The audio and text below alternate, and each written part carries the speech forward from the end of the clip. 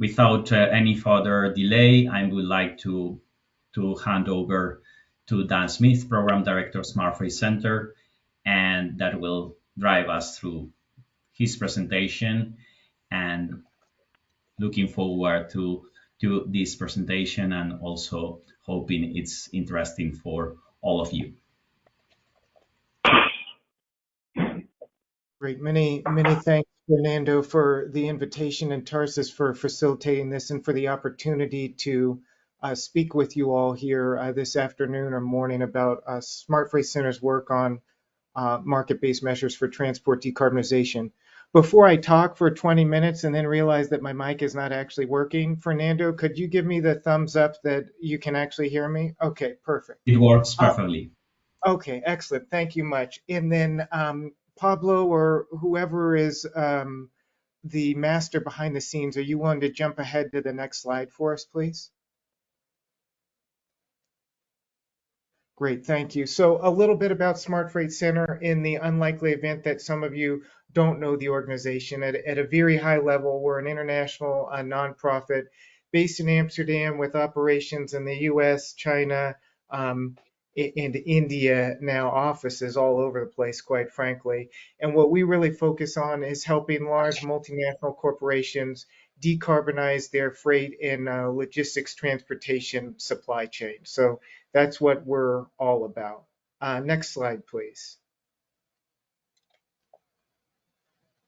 And to add to that context, or to that introduction to SFC, a little bit of context, or I thought it might be helpful for me to provide rather some context for why I'm here today and how we got to this point of me speaking to you all about market-based accounting for transport decarbonization on behalf of SFC.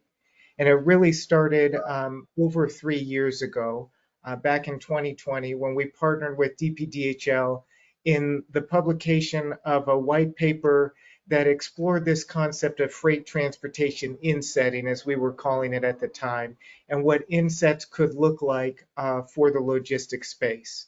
This concept paper that we published with DPDHL came out in the fall of 2020, and there was quite a bit of interest out of the work that we'd done on that white paper at a high level, but really asking us as Smart Freight Center if we could go into more details on the practical application of this insetting concept for transportation supply chains, specifically with respect to air transportation supply chains and sustainable aviation fuel as an intervention to decarbonize air transportation supply chains. So in 2021, it would have been, we partnered up with MIT Center for Transport and Logistics in developing a set of guidelines that explained how to do insetting from an accounting perspective with sustainable aviation fuel in air transportation supply chains. Much like there was interest from the insetting white paper that led to the SAF guidelines, there was interest from following the publication of the SAF guidelines from our stakeholders who were really asking for, well, this is great for sustainable aviation fuel, it's great for air transport, but what about applications of this insetting concept to other modes of transport? And does this work? Could it work for interventions beyond maybe just a drop-in liquid fuel like SAF? So based on that stakeholder, for lack of a better term, demand for more guidance on how to apply the insetting concept in detail across multimodal freight transportation supply chains, we started up a multimodal decarbonization or a multimodal accounting framework project with World Economic Forum and a handful of leading multinationals based on this insetting approach, which incidentally in the SAF guidelines was all built on a book and claim chain of custody model. That project launched in the fall of 2021. We developed a first draft of the multimodal accounting framework that went out for public comment in the spring of 2021. Over the spring and summer of 2021, we revised the framework again, came out with another draft that was circulated around Climate Week of last year. And then in the fall and winter of last year, we piloted the framework with some of our selected technical working group members, and earlier this year revised the framework again based on the findings from the pilots, and published the final market-based measures accounting framework a couple of months ago in late June of this year. And that's the framework that I'm going to be focusing on with the presentation today. There's a link at the end of this deck, which you'll get from the analyst team, where you can download the framework if you haven't accessed it already. And if you're really anxious to get to it before you see the deck, if you just Google search or poke around on the Smart Freight Center website, I'm sure you can find the document download link there as well. Next slide, please. Right. So why did we start all of this stuff back in the day, and why did we even go down this path? That is, why did we even bother developing a market-based accounting framework for greenhouse gas emissions reductions in transportation supply chains? We got involved in this space really to attempt to address what we saw as some structural barriers to decarbonization in a transport space. So as many of you are already aware, I'm going to move through this content pretty quickly, but we've got some pretty challenging things going on in the transport space that make transport, heavy transport that is, particularly hard to abate. So first off, we've got large organizations with really complex and dynamic freight transportation supply chains. If you think of the example of a huge multinational company, they may be contracting with hundreds, if not thousands, of logistics service providers and carriers. And at the end of the day, that organization may not even know what carrier or what transportation asset actually is physically moving their cargo. So this kind of large and dynamic transportation network can make it really difficult to partner across the transportation supply chain between specific carriers, shippers, and forwarders around decarbonization. And in many cases, particularly with the relatively nascent status of deep decarbonization technologies, it can be difficult for shippers, forwarders, or even carriers to even just physically access low emission transportation solutions or services. So that's issue number one. Issue number two, we're moving a lot of stuff. Some of the stuff is pretty big and pretty heavy, and it takes a lot of energy to do that moving of things. And that energy intensive moving of things generates a lot of greenhouse gas emissions. Third, to make things even worse, it can be quite costly to reduce those transport emissions, namely many of the solutions rather, for deep decarbonization. When I say deep decarbonization, I'm not talking about the low-hanging fruit, the win-win of the efficiency measures. I'm talking about things like low-emission fuels, the transportation assets to actually consume those fuels. They're really expensive. So what we've got here is the situation where we have big, complex, dynamic supply chains. They're generating a lot of emissions, and it's quite costly to abate those emissions. Next slide, please. So what's SFC's role in this? Well, as I said at the outset of the presentation, we're an NGO focused on really supporting multinational organizations in decarbonizing their transportation supply chains. And in particular, we've got a lot of expertise with greenhouse gas emissions accounting for the transport space.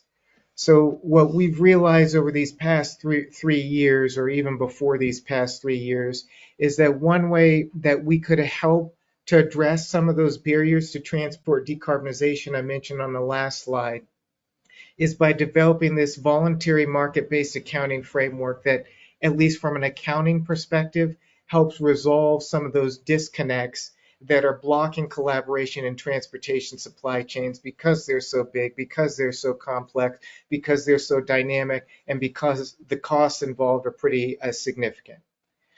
We wanted to do this accounting fix, to pull our accounting lever to try and address those issues based on already existing broadly accepted accounting principles like those in the Global Logistics Emissions Council framework, or the GLEC framework.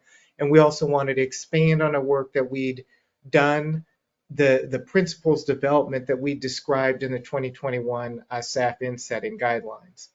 And that's what brought us to fall of 2021, that partnership I mentioned with World Economic Forum and a handful of leading multinationals to start this path on developing the multimodal market-based measures accounting framework. Next slide, please.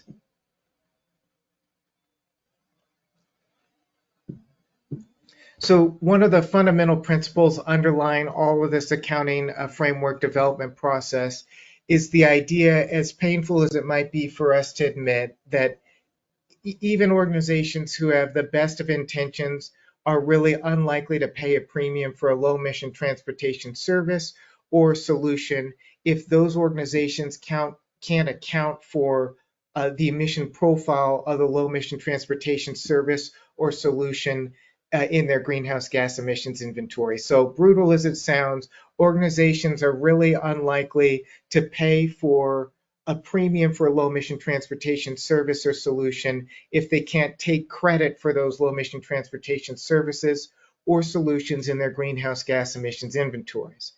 So for an organization to take credit for a low emission transportation service or solution in their greenhouse gas emissions inventory, that organization obviously needs to know the emission profile of the low emission transportation service or solution that they're paying for. Because that they need to know this profile, enter stage left a chain of custody system. A chain of custody system where organizations can track the emission profile of a low emission transportation service or solution is really the foundation for an accounting framework that's aimed at helping organizations to partner with each other around transport decarbonization. Next slide, please. So chain of custody models and a chain of custody framework is really fundamental to this accounting. Let's talk a little bit about chain of custody models then. There are several chain of custody models. There's a very engaging and exciting read in the form of an ISO standard that outlines these chain of custody models. And I used to know the standard number off the top of my head, but I'm a little tired today, so I'm not gonna wing it. If you look for the ISO standard on chain of custody models, you can find this read. We talk about those chain of custody models in detail in the market-based measures accounting framework specifically. We also discuss them in the SAF in-setting framework. In the interest of time and not wanting to put everybody to sleep immediately, for those of you who are still awake, I'm not going into the details of those chain of custody models in this presentation. Suffice it to say, we decided back in 2021 in the SAF in-setting guidelines that the most appropriate chain of custody model for tracking the emission profile of low emission transportation services is the book and claim chain of custody approach. And that's largely because of the flexibility afforded by a book and claim chain of custody approach that we think really is critical for addressing these barriers that I mentioned at the outset of the presentation.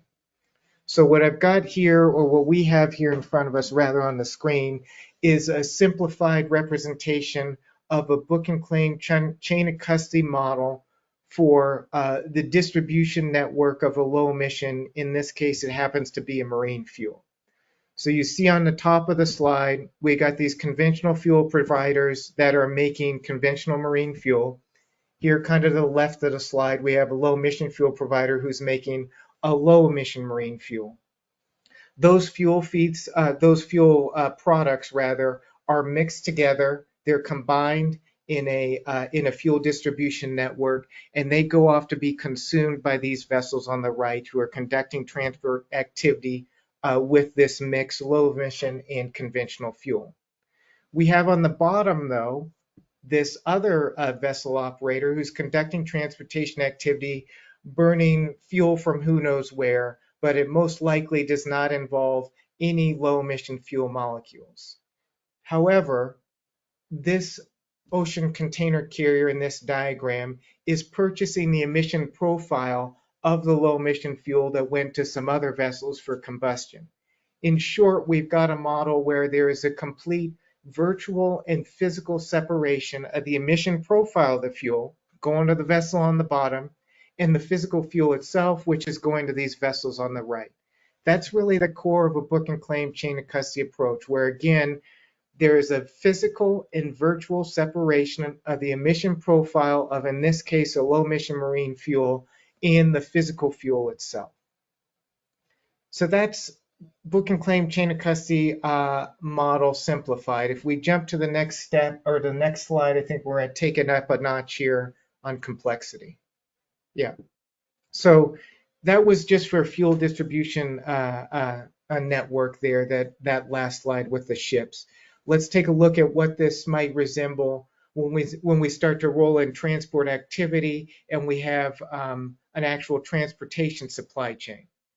So in this little diagram here, we've got, as before, low emission fuel provider here on the left. They're generating a low emission fuel and they're booking the emission profile of that low emission fuel.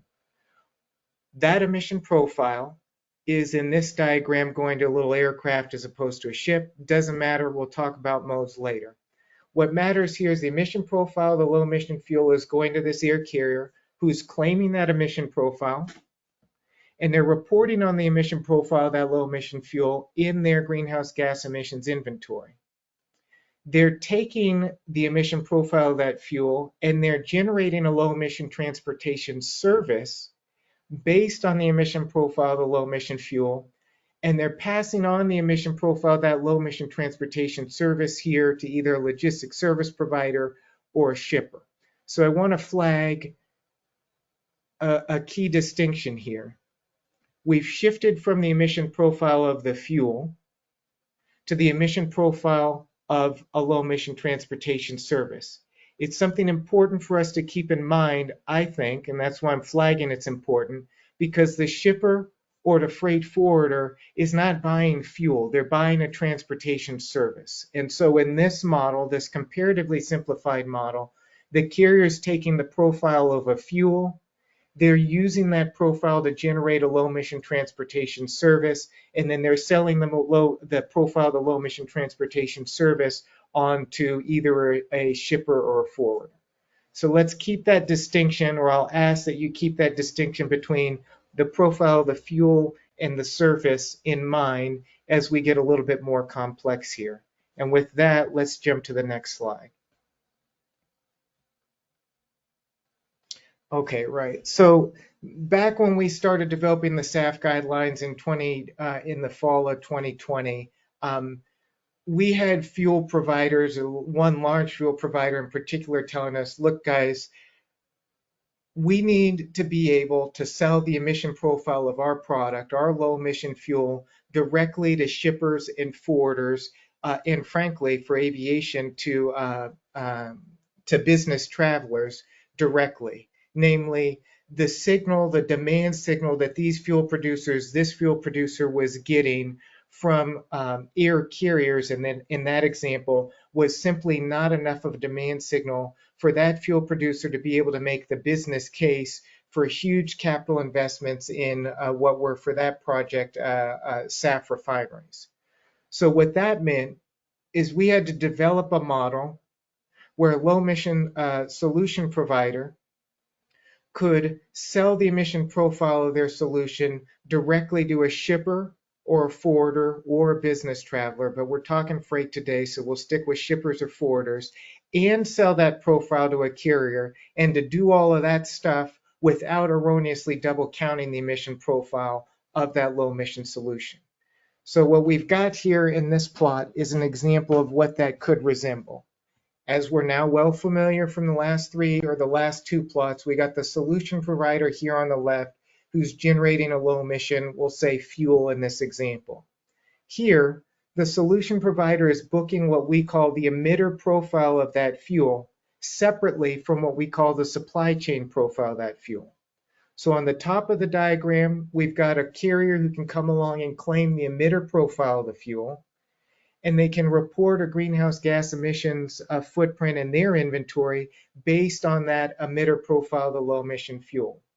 What they cannot do, and this is an important distinction from that last diagram, is they cannot pass the emission profile of that low emission fuel as a transportation service on down to their customers, be they shippers or forwarders in their transportation supply chain.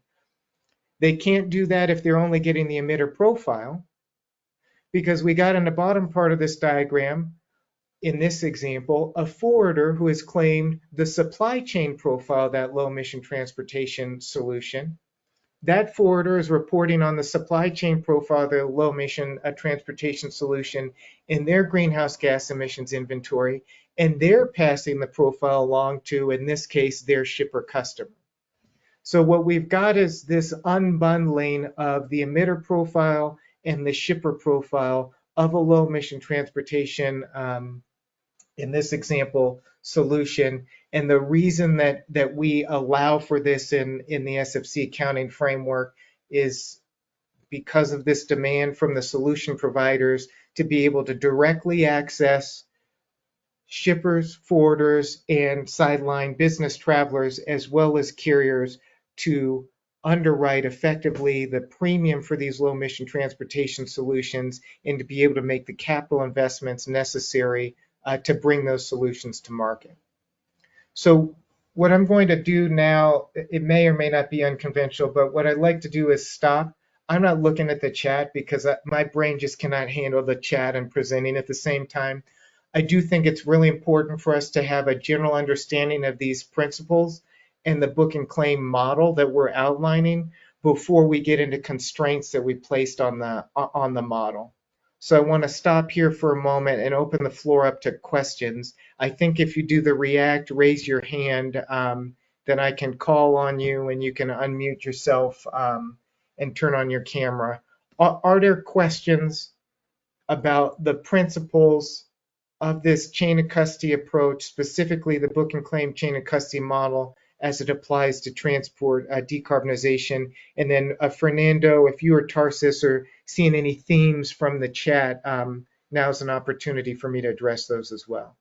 Yeah. Yeah, but it looks like this is a hand from Sophie, or go ahead, Fernando. No, it's just to say that there is only a comment on ISO 22095, but I also see that Sophie raised her hand, so then maybe we can give the floor to Sophie for her question. Oh, hello, it's that Sophie. Sophie, Hello. yes. What do you mean that? So there's only one Sophie, that's me. Yeah, A question. The Yeah, Sophie. it's interesting, but I'm also a little bit. I also find it a little bit complicated. Does it mean, because you separate the emitter profile from the LTS surface, that someone could generate emission reductions, for example, from SAF, sustainable aviation fuel, and that it can be used for a service that has nothing to do with sustainable aviation fuel? It could be with trucking, could be with sea, or must it continue to be linked with the two? Because I think that's really a worry, because otherwise companies will be saying, you know what, we'll just plant a tree because it's cheaper than buying SAF. And essentially within the transport sector, a solution could be cheaper in marine or in aviation, and then companies will start shopping for the cheapest, if you like, emission reduction, even though it's not within their mode that they've used. Do you know what I mean? Yeah. I understand entirely. And Sophie, for those of you who don't know, Sophie is the reason why I'm here, namely why SFC is here. I did not pay Sophie on the side to ask that question. The short answer is no, Sophie. You're 2 steps ahead. We'll talk about it in the modal constraint. And there is a constraint built into the framework to address exactly that issue. And effectively, you've explained already for me, for the other participants, why that constraint exists. So yes, and it's coming, and no, you can't do that. Other questions? I don't see any questions, but maybe Dan, could you elaborate a little bit further on the differences between the emitter profile and supply chain profile? So then you explained already, but could you give a little bit more grounds or use cases for each or both of them? Yeah, no, happy to. So I'll start here by acknowledging that shorthand for the emitter profile and the supply chain profile are quote unquote scope 1 and scope 3. And a reason that we didn't use scope 1 and scope 3 to address this or in the framework is because things start to, first off, greenhouse gas or CO2 emissions associated with bioenergy, and many of these interventions are bioenergy based now, are not reported in the scopes at all. So to refer to them as scope 1 or scope 3 is erroneous there under the greenhouse gas protocol accounting framework. Also, when you start talking about scope 3, it gets a little interesting on scope 3 for whom. But if you want to think about this in a very shorthand way, the emitter profile is effectively the emissions associated with the combustion of a bio or of a low emission fuel. It doesn't have to be biofuel, and the upstream emissions associated with the generation of that bioenergy. The supply chain profile would be the profile for which that scope 1 or those combustion and upstream emissions are scope 3. So if I hire an air carrier to move some air cargo for me, they're actually generating emissions at the back of a jet engine, and there's well to tank emissions associated with those jet engine emissions. Those are the emitter profile emissions. And then me as a customer of that air carrier, those are supply chain emissions for me because the air transport activity has been conducted on my behalf. So that's what the supply chain emissions is. Again, this is our way of breaking out scope 1 and scope 3 without saying scope 1 and scope 3, because saying scope 1 and scope 3 is not, when you get into the details, actually an accurate representation of what's going on here. But that's the concept.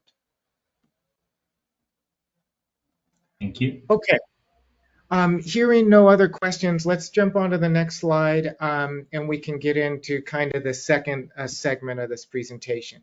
So obviously, we understand, or we think that using this market-based approach to a chain of custody approach can accelerate transport decarbonization. We also recognize that there are real risks associated with greenhouse gas emissions accounting if you shift to market-based accounting from physical accounting of greenhouse gas emissions footprints or profiles.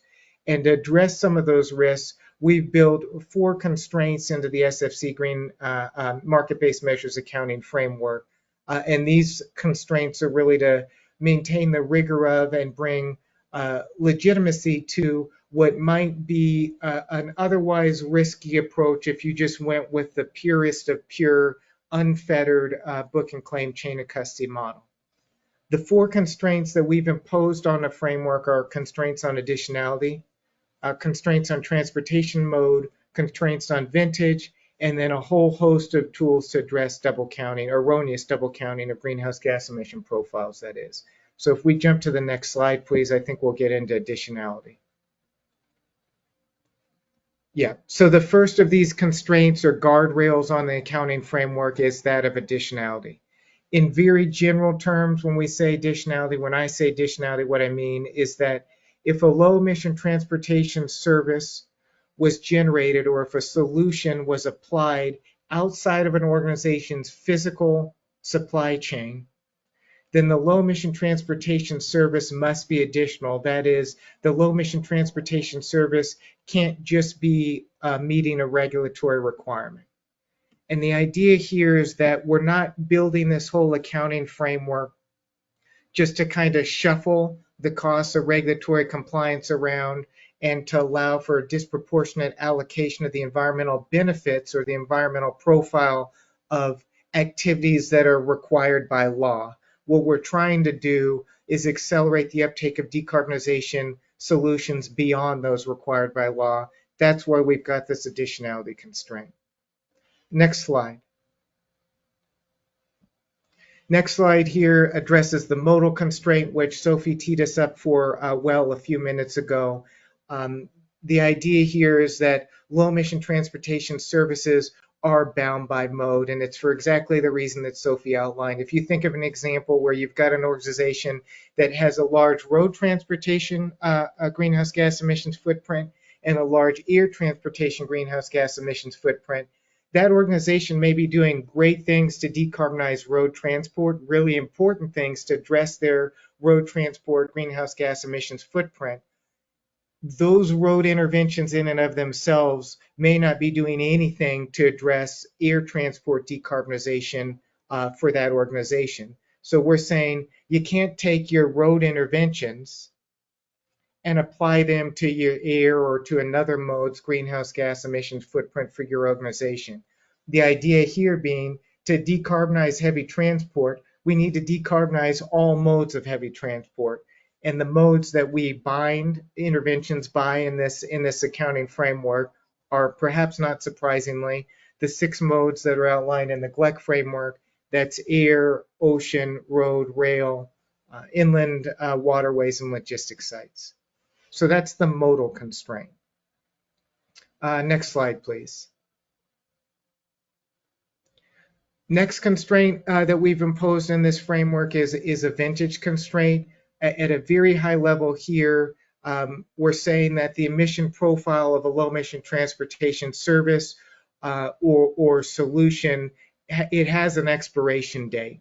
So to use a real basic example, effectively, an organization can't take the greenhouse gas emission profile of some low emission transportation fuel that was burned 10 years ago and apply that to this year's greenhouse gas emissions inventory.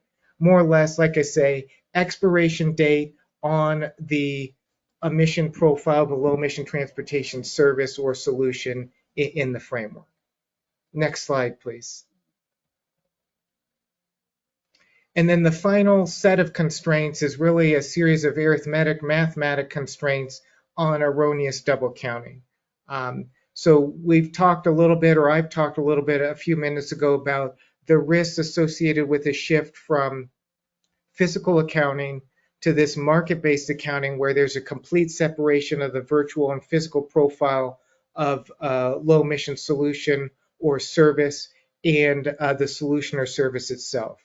When you do that break, when you go from physical accounting to market-based accounting, there are real risks of erroneous double counting. And what we've done in the accounting framework is to explain from a mathematical perspective and also, frankly, from a disclosure perspective, that is, how organizations are exchanging information on these interventions, how to conduct these allocations of the emission profile, low emission transportation services and solutions without erroneous double counting of the emission profile of a service or solution.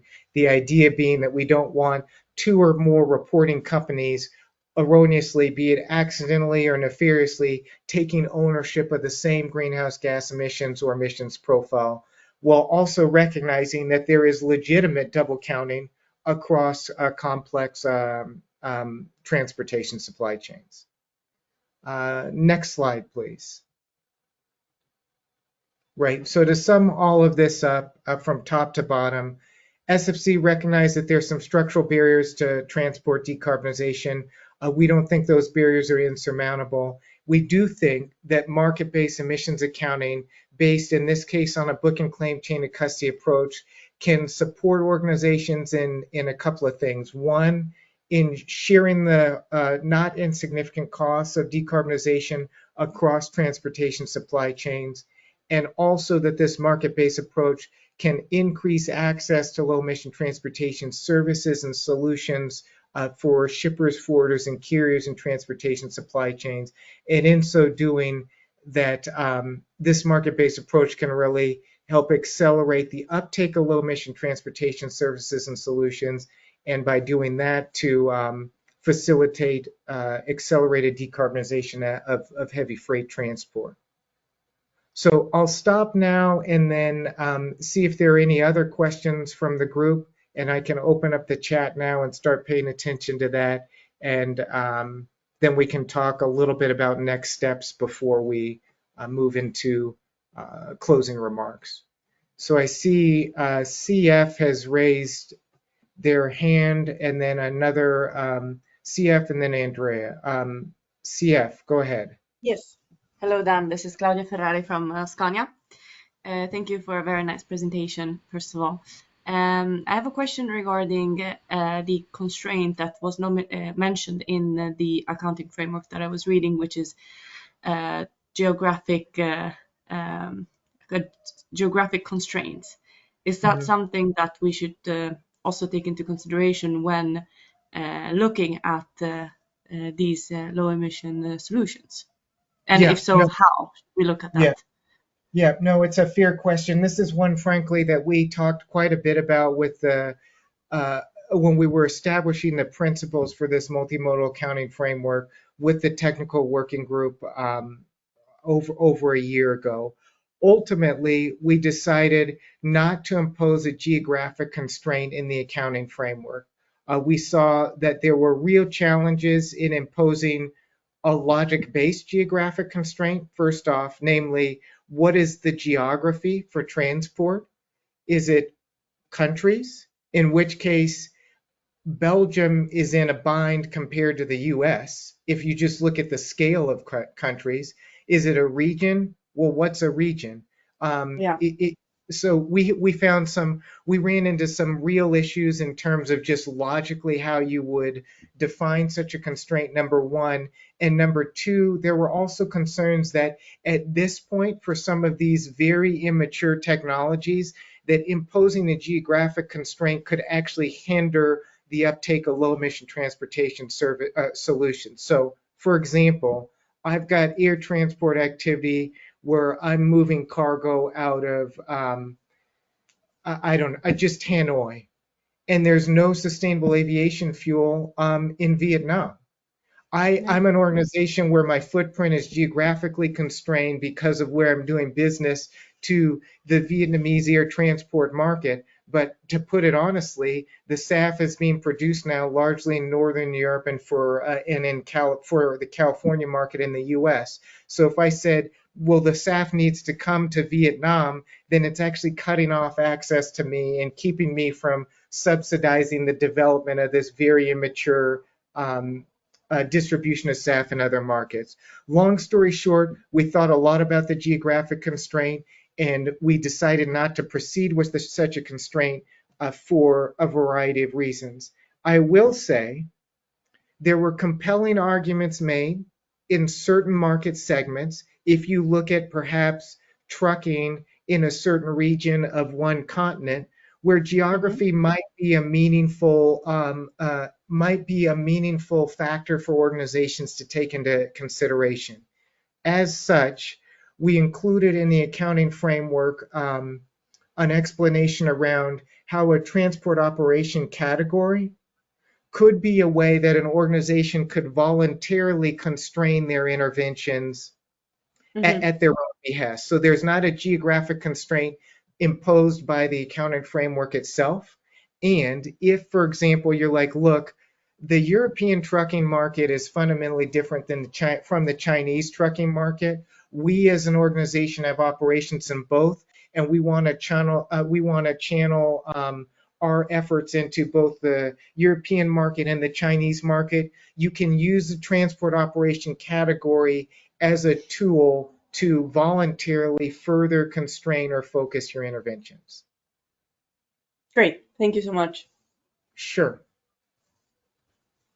Other questions? I think, Andrea, I think you had your hand up, or it was. Yeah, it's still up. What's on your mind this afternoon? I'm trying to open the camera. Yes, it works. It's more a comment than a real question indeed. The ones that do not know me, I'm Andrea Condotta from Gruber Logistics. We have already a platform certified by the GLEC, and we are already applying in the market book and claim. My comment is related to the let's say the physical accounting towards or versus I don't know how to call it the market-based accounting.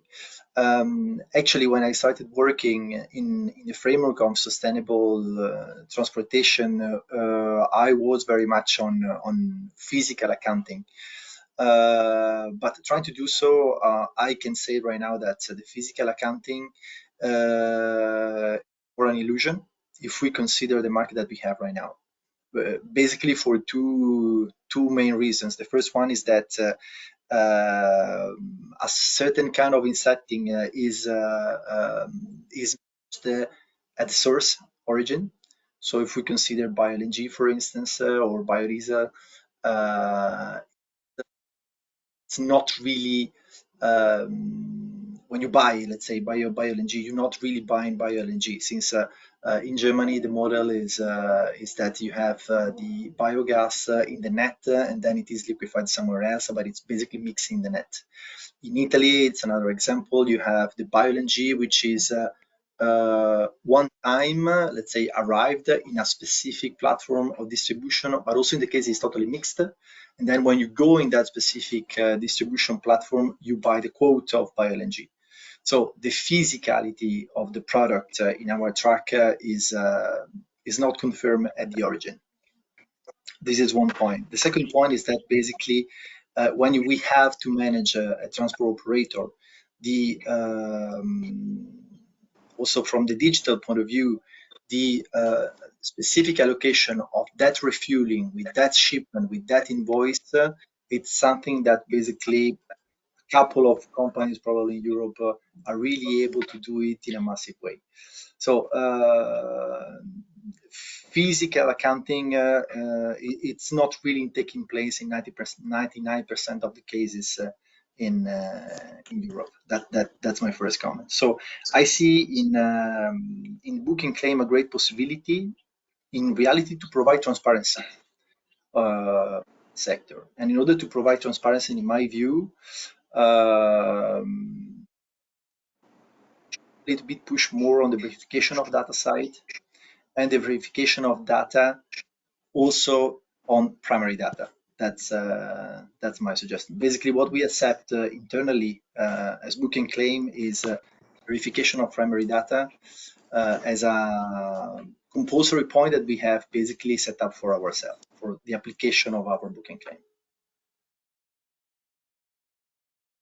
Okay, no, thank you for those observations. And I think your intervention about the realities of physical accounting is a fair one. And so, I mean, kind of the way I think of this is there's a continuum between the purest of physical accounting, where an organization knows the fuel molecules that went into a truck and the fuel intensity of that specific truck and how many emissions were generated based on the life cycle emissions of the batch of fuel that went into that truck and that truck's emission for a particular generation of transport activity.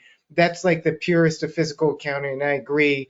On that end of the continuum, I don't know of any organization that has the ability or that is doing that now. On the other end, you have a complete virtual accounting where there's no connection or there's no nexus between the greenhouse gas emission footprint as reported in the actual physical transport activity. So it's a valid observation. And when I say physical accounting, I guess I mean physical accounting as it is done today, where, yeah, there's a lot of default emission factors, default fuel intensities that are going into the calculation, though theoretically there's a connection between greenhouse gas emissions footprint as reported and transport activity as actually conducted for a consignment. But it is a valid observation that the purest of physical accounting doesn't, I don't think it happens even today. Your other observation about the importance of certification is another timely one, and it's actually a decent segue into kind of my closing remarks, which is really about opportunities for getting engaged in this kind of work if you're so interested with SFC and others next. So this accounting framework that we've spent the better part of 45 minutes, an hour, whatever it's been discussing, it is an output of this project at Smart Freight Center. It's a tool that all of you can use, and I encourage you to access and use and to keep us informed at SFC about how that's going in areas where the tool can be improved so that it's more useful going forward. We've also seen that there's a lot of activity in this quote unquote book and claim space. There's quite a bit of perception of overlap between different programs and projects around book and claim, and that's led to confusion, which could actually hinder the broader uptake of these kind of market-based approaches to transport decarbonization. As such, we partnered with RMI in developing what we're calling a book and claim community that launched earlier this year, which is really a forum for organizations, and anybody on this call is welcome to get involved with this work. It's a forum for organizations to come around or to come together, rather, to collaborate and align around 4 overarching work areas. We have a work area on reporting on targets. which is about coordinating engagement with key reporting and target setting organizations. Elephant in the room, just to put it bluntly, that's greenhouse gas protocol in a science-based targets initiative around consistency between GHG protocol, accounting principles and requirements, SBTI tools, in where market-based accounting for transport decarbonization fits in those accounting frameworks, and how or if market-based approaches could be applied towards achievement of a science-based emission reduction target. That's the work area on reporting and targets. We also have a work area that we're running on certification, where we're looking to pursue alignment across approaches for certifying different claims and standards for book and claim, and communication with assurance providers around these claims. And that, I think, speaks to one of the points that Andrea raised around the importance of verification in this space. Third of four work streams is around registries and related applications.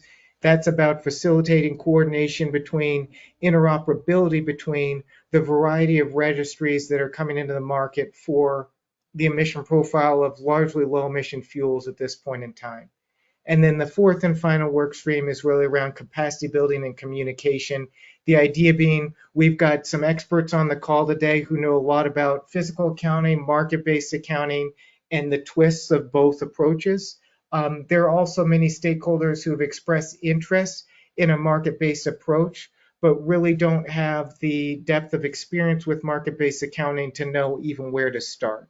So this work area of the book and claim community is focused on developing tools and consistent messaging to help organizations who may not be super users yet really access digestible information and begin to apply these kinds of tools within their organizations.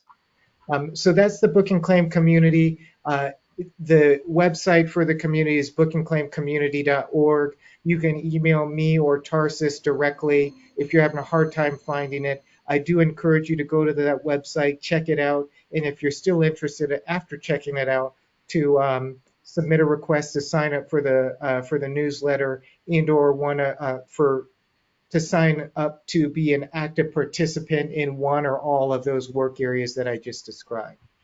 And with that, I'm going to thank you again for your time and your interest and engagement, and I'll turn it over to Tarsis and Fernando for any closing remarks. Thank you again, everyone. Thank you very much, Dan. Meantime, we got a couple of questions over the chat that I don't know. I don't think Dan will be able to answer, but we'll make sure that we share with Dan, and then we give you back answers from this. I hope this is possible, Tarsis.